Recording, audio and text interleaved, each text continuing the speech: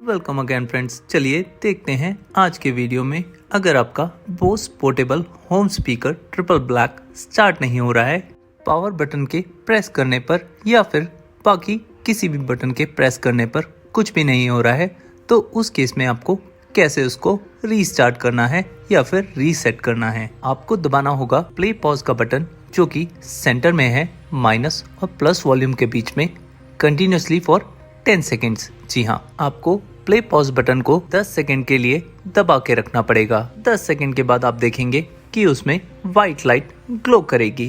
जैसे ही light glow करे आप उस बटन को छोड़ सकते हैं। Now the system will reboot. जी हाँ, आपका सिस्टम रीस्टार्ट होगा ऑटोमेटिकली और इसमें करीब 20 से 25 सेकेंड लगेंगे। प्लीज मेक श्योर कि आप इस ड्यूरेशन में कोई भी बटन प्रेस ना करें, नहीं तो सिस्टम हैंग होने के चांसेस है और सॉफ्टवेयर बीच में अटक सकता है। आई होप इन्फॉर्मेशन आपको अच्छी लगी हो। Like, share, subscribe. Thank you.